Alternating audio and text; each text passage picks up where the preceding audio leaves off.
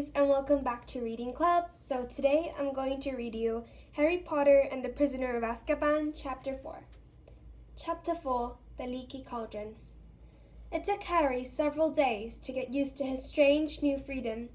Never before had he been able to get up whenever he wanted or eat whatever he fancied. He could even go wherever he pleased as long as it was in Diagon Alley. And as this long cobbled street was packed with the most fascinating wizarding shops in the world, Harry felt no desire to break his word to Fudge and stray back into the Muggle world. Harry ate breakfast each morning in the Leaky Cauldron, where he liked watching the other guests, funny little witches from the country, up for a day's shopping, venerable-looking wizards arguing over the latest article in Transfiguration Today, wild-looking warlocks, raccourci dwarfs, and once what looked suspiciously like a hag who ordered a plate of raw liver from behind a thick woolen balaclava. After breakfast, Harry would go out into the backyard, take out his wand, tap the third brick from the left above the trash bin, and stand back as the archway into Diagon Alley opened in the wall. Harry spent the long sunny days exploring the shops and eating under the brightly coloured umbrellas outside cafes, where his fellow diners were showing one another their purchases. "It's a lunoscope, old boy. No more messing around with moonshots, see? Or else discussing the case of Sirius Black. Personally, I won't let any of the children out alone until he's back in Azkaban." Harry didn't have to do his homework under the blankets by flashlight anymore.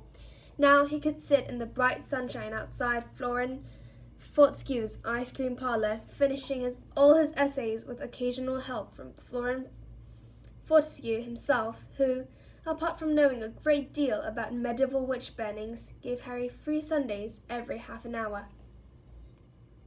Once Harry had refilled his money bag with gold galleons, silver sickles, and bronze nuts from his vault at Gringotts, he had to exercise a lot of self-control not to spend the whole lot at once.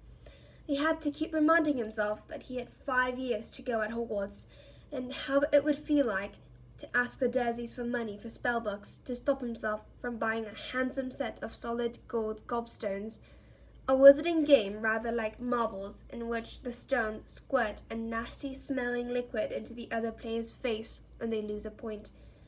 He was sorely tempted, too, by the perfect, moving model of a galaxy in a large glass ball, which would have meant he never had to take another astronomy lesson.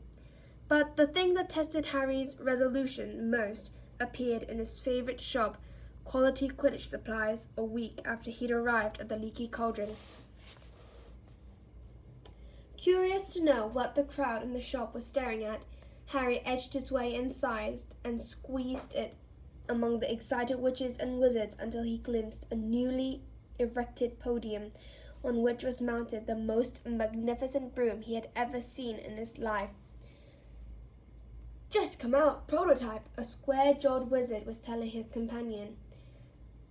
"It's the fastest broom in the world, isn't it, Dad?" squeaked a boy younger than Harry, who was swinging off his father's arm. "Irish International Size just put in an order for 7 of these beauties," the proprietor of the shop told the crowd, "and they're favourites for the World Cup." A large witch in front of Harry moved, and he was able to read the sign next to the broom. "The Firebolt. This state-of-the-art racing broom sports a streamlined, superfine handle of ash, treated with a diamond hard polish and hand-numbered with its own registration number. Each individually selected birch twig in the broomtail has been honed to the aerodynamic perfection, giving the Firebolt unsurpassable balance and pinpoint precision. The Firebolt has an acceleration of 150 miles an hour in 10 seconds and incorporates an unbreakable braking charm. Price on request." Price on request. Harry didn't like to think how much gold the Firebolt would cost. He had never wanted anything as much in his whole life, but he had never lost a Quidditch match on his Nimbus 2000, And what was the point in emptying his Gringotts vault for the firebolt when he had a very good broom already? Harry didn't ask for the prize, but he returned almost every day after that just to look at the firebolt. There were, however, things that Harry needed to buy. He went to the apothecary to replenish his store of potions ingredients, and as his school robes were now several inches too short in the arm and leg, he visited Madame Mackin's robes for all occasions and bought new ones. Most important of all, he had to buy his new school books, which would include those for his two new subjects, care of magical creatures and divination. Harry got a surprise as he looked at the bookshop window. Instead of the usual display of gold-embossed spellbooks the size of paving slabs, there was a large iron cage behind the glass that held about 100 copies of the Monster Book of Monsters. Torn pages were flying everywhere as the books grappled with each other, locked together in furious wrestling matches and snapping aggressively. Harry pulled his book list out of his pocket and consulted it for the first time. The Monster Book of Monsters was listed as the required book for care of magical creatures. Now, Harry understood why Hagrid had said it would come in useful. He felt relieved. He had been wondering whether Hagrid wanted to help with some terrifying new pet. As Harry entered Flourish and Blotts, the manager came hurrying towards him. "Hogwarts," he said abruptly, "come to get your new books?" "Yes," said Harry, "I need—" "Get out of the way," said the manager impatiently, brushing Harry aside. He drew on a pair of very thick gloves, picked up a large knobbly walking stick, and proceeded toward the door of the Monster Books' cage. "Hang on," said Harry quickly. "I've already got one of those." "Have you?" A look of enormous relief spread over the manager's face. "Thank heavens for that. I've been bitten 5 times already this morning." A loud ripping noise rent the air. 2 of the monster books had seized a third and were pulling it apart. "Stop it! Stop it!" cried the manager, poking the walking stick through the bars and knocking the books apart. "I'm never stocking them again, never! It's been bedlam. I thought we'd seen the worst when we bought 200 copies of the Invisible Book of Invisibility. Cost a fortune and we never found them. Well, is there anything else I can help you with?" "Yes," said Harry, looking down at his book list. "I need Unfogging the Future by Cassandra Wabalski." "Ah, starting divination, aren't you?" said the manager, stripping off his gloves and leading Harry into the back of the shop, where there was a corner devoted to fortune-telling.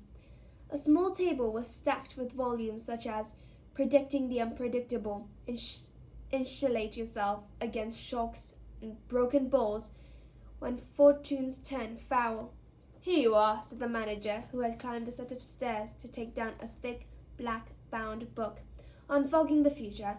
Very good guide to all your basic fortune-telling methods. Palmistry, crystal balls, bird entrails." But Harry wasn't listening. His eyes had fallen on another book, which was among a display on a small table. Death Oem's What to Do When You Know the Worst is Coming. "Oh, I wouldn't read that if I were you," said the manager lightly, looking to see where Harry was staring at. "You'll start seeing Death Oem's everywhere. It's enough to frighten anyone to death." But Harry continued to stare at the front cover of the book.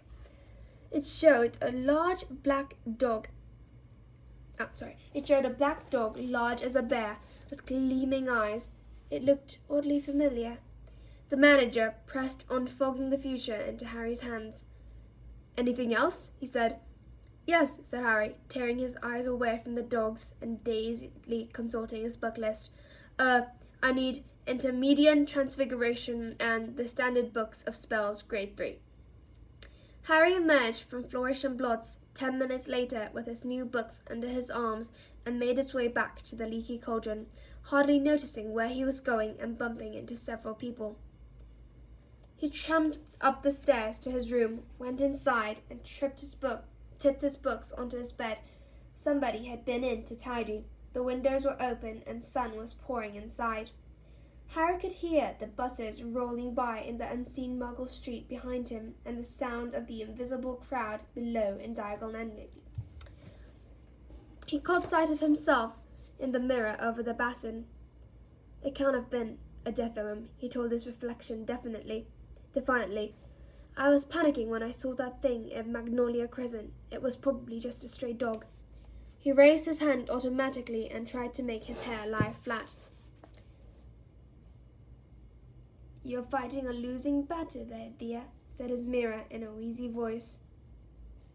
As the days slipped by, Harry started looking wherever he went for a sign of Ron or Hermione. Plenty of Hogwarts students were arriving in Diagon Alley now, with the start of term so near. Harry met Seamus Finnegan and Dean Thomas, his fellow Gryffindors, in quality Quidditch supplies, where they too were ogling the fireballs. He also ran into the real Neville Longbottom, a round-faced, forgetful boy, outside Flourish and Blots. Harry didn't stop to chat. Neville appeared to have mislaid his book list and was being told off by his very formidable-looking grandmother. Harry hoped she never found out that he'd pretended to be Neville while on the run from the Ministry of Magic. Harry woke on the last day of the holidays, thinking that he would at least meet Ron and Hermione tomorrow on the Hogwarts Express.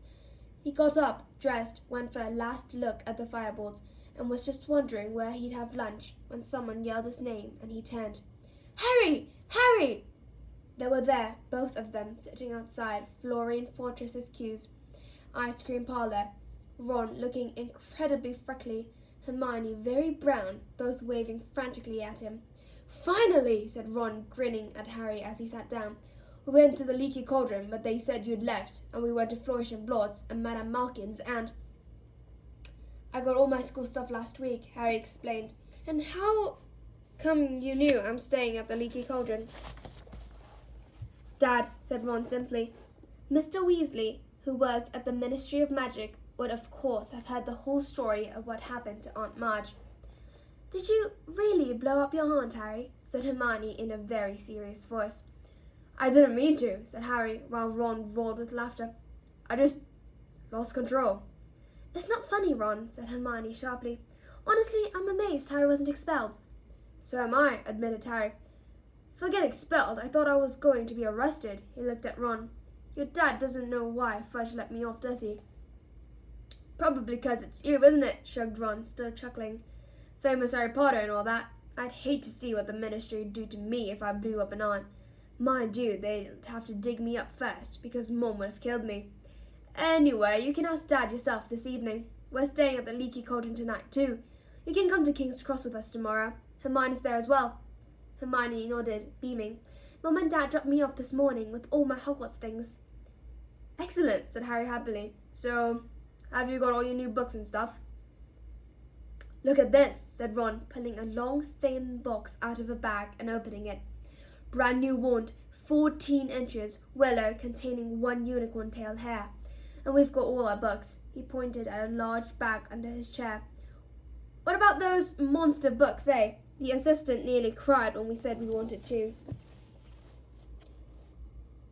What's all that, Hermione? Harry asked, pointing at not 1 but 3 bulging bags in the chair next to her. Well, I'm taking more new subjects than you, aren't I? Said Hermione. Those are my books for arithmetic, care of magical creatures, divination, study of ancient ruins, muggle studies. What are you doing muggle studies for? Said Ron, rolling his eyes at Harry. You're muggle-born. Your mum and dad are muggles. You already know all about muggles. But it'll be fascinating to study them from the wizarding point of view, said Hermione earnestly. Are you planning to eat or sleep at all this year, Hermione? Asked Harry while Ron sniggered. Hermione ignored them.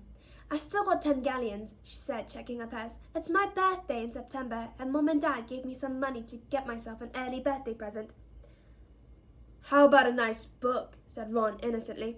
No, I don't think so, said Hermione composedly. I really want an owl. I mean, Harry's got Hedwig and you've got Errol. I haven't, said Ron. Errol's a family owl. All I got is Scabbers. He pulled his pet rat out of his pocket. And I want to get him checked over, he added, placing Scabbers on the table in front of them. I don't think Egypt agreed with him. Scabbers was looking thinner than usual, and there was a definite droop to his whiskers. There's a magical creature shop just over there, said Harry, who knew Diagon Alley very well by now. You could see if they've got anything for Scabbers, and Hermione can get her owl. So they paid for their ice cream and crossed the street to the magical menagerie. There wasn't much room inside. Every inch of wall was hidden by cages. It was smelly and very noisy because the occupants of these cages were all squeaking, squawking, jabbering, or hissing. The witch behind the counter was already advising a wizard on the care of double-ended newts. So Harry, Ron, and Hermione waited, examining the cages. A pair of enormous purple toads sat gulping wetly and feasting on dead blowflies. A gigantic tortoise with a jewel-encrusted shell was glittering near the window. Poisonous orange snails were oozing slowly up the side of the glass tank, and a fat white rabbit kept changing into a silk top hat and back again with a loud popping noise. Then there were cats of every colour, a noisy cage of ravens, a basket of funny custard-coloured furballs that were humming loudly, and on the corner a vast cage of sleek black rats that were playing some sort of skipping game using their long, bald tails. The double-ended newt wizard left, and Ron approached the counter. "It's my rat," he told the witch. "He's been a bit off colour ever since I brought him back from Egypt." "Bang him on the counter," said the witch, pulling a pair of heavy black spectacles out of her pocket. Ron lifted Scabbers out of his inside pocket and placed him next to the cage of his fellow rats, who stopped their skipping tricks and scuffed to the wire for a better look. Like nearly everything Ron owned, Scabbers, the rat, was second-hand. He had once belonged to Ron's brother, Percy, and a bit battered. Next to the glossy rats in the cage, he looked especially woebegone. Said the witch, picking up Scabbers. "How old is this rat?" "Dunno," said Ron. "Quite old. He used to belong to my brother." "What powers does he have?" said the witch, examining Scabbers closely. The truth was that Scabbers had never shown the faintest trace of interesting powers. The witch's eyes moved from Scabbers' tattered left ear to his front paw, which had a toe missing, and tutted loudly. "He's been through the mill, this one," she said. "He was like that when Percy gave them to me," said Ron defensively. "An ordinary common or garden rat like this can't be expected to live longer than 3 years or so," said the witch. "Now, if you were looking for something a bit more hard-wearing, you might like one of these." She indicated the black rats, who promptly started skipping again. Ron muttered, "Show-offs." "Well, if you don't want a replacement, you can try this rat tonic," said the witch, reaching under the counter and bringing out a small red bottle. "Okay," said Ron. "How much?" "Ow!" Ron buckled as something huge and orange came soaring from the top of the highest cage, landed on his head, and then propelled itself, spitting madly at Scabbers.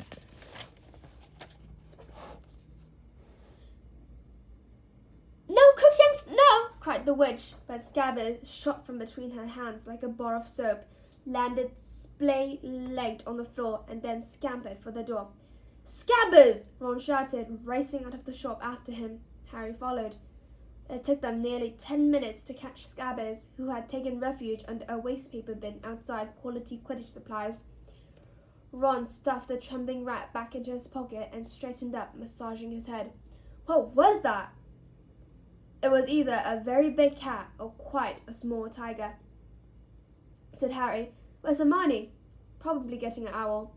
They made their way back up the crowded streets to the magical menagerie. As they reached it, Hermione came out, but she wasn't carrying an owl. Her arms were clamped tightly around the enormous ginger cat. "You bought that monster," said Ron, his mouth hanging open. "He's gorgeous, isn't he?" said Hermione, glowing.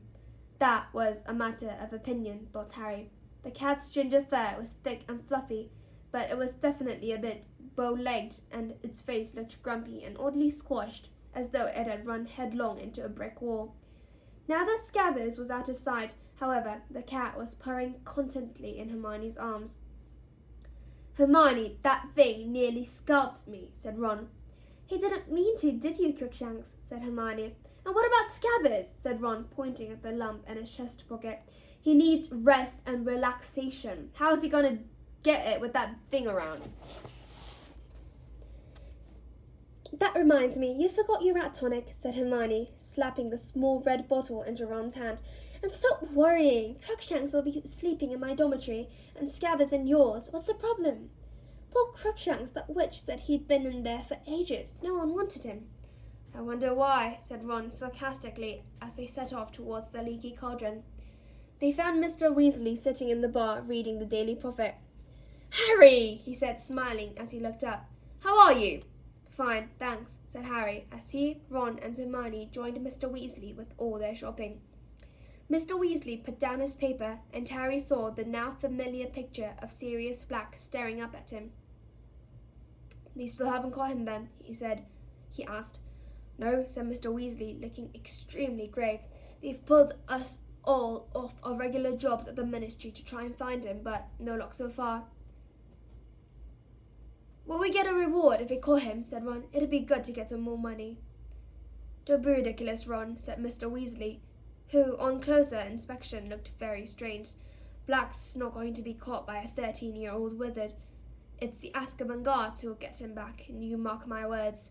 At that moment, Mrs. Weasley entered the bar, laden with shopping bags, and followed by the twins, Fred and George, who were about to start their 5th year at Hogwarts. The newly elected head boy, Percy, and the Weasleys' youngest child and only girl, Ginny. Ginny, who had always been very taken with Harry, seemed even more heartily embarrassed than usual when she saw him, perhaps because he had saved her life during their previous year at Hogwarts. She went very red and muttered, "Hello," without looking at him. Percy, however, held out his hand solemnly as though he and Harry had never met and said, "Harry, how nice to see you." "Hello, Percy," said Harry, trying not to laugh. "I hope you're well," said Percy, pompously shaking hands. It was rather like being introduced to the mayor. "Very well, thanks." "Harry," said Fred, elbowing Percy out of the way and bowing deeply. "Simply splendid to see you, old boy." "Marvellous," said George, pushing Fred aside and seizing Harry's hand in return. "Absolutely spiffing." Percy scowled. "That's enough now," said Mrs. Weasley. "Mom," said Fred, as though he'd only just spotted her, and seizing her hand too. "How really corking to see you." "I said that's enough," said Mrs. Weasley, depositing her shopping in an empty chair. "Hello, Harry dear. I suppose you've heard our exciting news?" She pointed to the brand new silver badge on Percy's chest. "Second head boy in the family," she said, swelling with pride. "And last," Ron muttered under his breath. "I don't doubt that," said Mrs. Weasley, frowning suddenly. "I noticed they haven't made you two prefects." "What do you want to be prefects for?" said George, looking revolted at the very idea. "It'd take all the fun out of life." Ginny giggled. "You'd want to set a better example for your sister," snapped Mrs. Weasley. "Ginny's got other brothers to set her an example, Mother," said Percy loftily. "I'm going to change for dinner." He disappeared, and George heaved a sigh. "We tried to shut him up in a pyramid," he told Harry, "but Mom spotted us." Dinner that night was a very enjoyable affair. Tom the innkeeper put 3 tables together in the parlour, and the 7 Weasleys, Harry, and Hermione ate their way through 5 delicious courses. "How are we getting to King's Cross tomorrow, Dad?" asked Fred as they dug into a sumptuous chocolate pudding. "The ministry's providing a couple of cars," said Mr. Weasley. Everyone looked up at him. "Why?" said Percy curiously. "It's because of you, Percy," said George seriously. "And there'll be little flags on the hood with HB on them."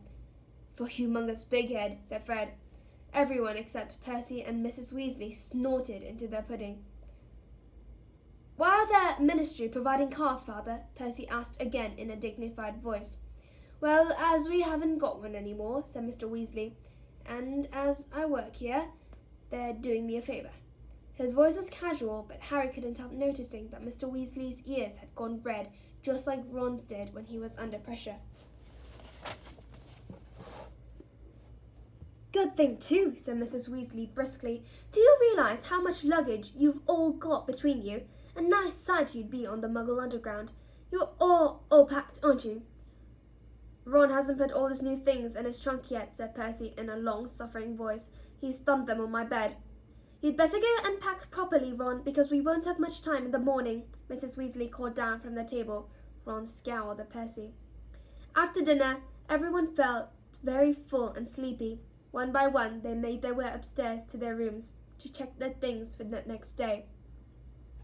Ron and Percy were next door to Harry.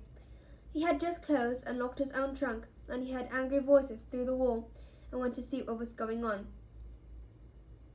The door of number 12 was ajar, and Percy was shouting, "It was here on the bedside table. I took it off for polishing." "I haven't touched it, all right," Ron roared back. "What's up?" said Harry. "My head boy badge is gone," said Percy, rounding on Harry. So is Scabbers' rat tonic," said Ron, throwing things out of his trunk to look. "I think I might have left it in the bar." "You're not going anywhere till you find my badge," yelled Percy. "I'll get Scabbers' stuff unpacked," Harry said to Ron, and he went downstairs. Harry was halfway along the passage to the bar, which was now very dark, when he heard another pair of angry voices coming from the parlour. A second later, he recognized them as Mr. and Mrs. Weasley's. He hesitated, not wanting them to know he'd heard them arguing, when the sound of his own name made him stop, then move closer to the parlour door. "Makes no sense not to tell him," Mr. Weasley was saying heartedly. "Harry's got a right to know. I've tried to tell Fudge, but he insists on treating Harry like a child. He's 13 years old and—" "Arthur! The truth would terrify him," said Mrs. Weasley shrilly. "Do you really want to send Harry back to school with that hanging over him? For heaven's sake, he's happy not knowing." "I don't want to make him miserable. I want to put him on his guard," retorted Mr. Weasley. "You know what Harry and Ron are like, wandering off by themselves. They've even ended up in the Forbidden Forest. But Harry mustn't do that this year. When I think what could have happened to him that night he ran away from home, if the night bus hadn't picked him up, I'd prepare to bet he would have been dead before the Ministry found him."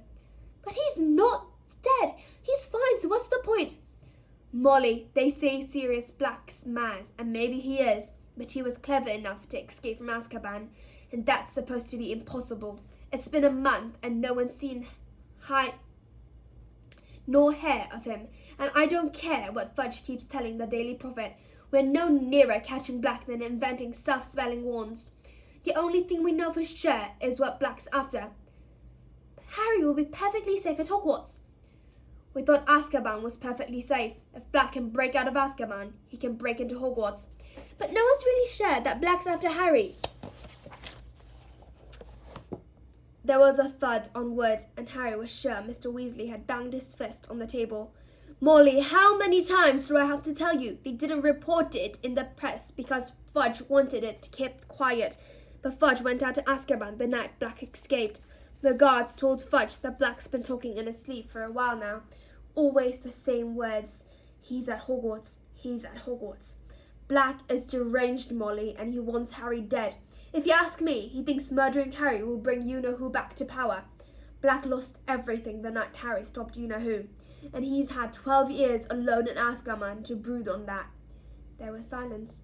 Harry leaned still closer to the door, desperate to hear more. "Well, Arthur, you must do what you think is right, but you're forgetting Albus Dumbledore. Don't you think anything could hurt Harry at Hogwarts while Dumbledore's headmaster? I suppose he knows about all this?" "Of course he knows.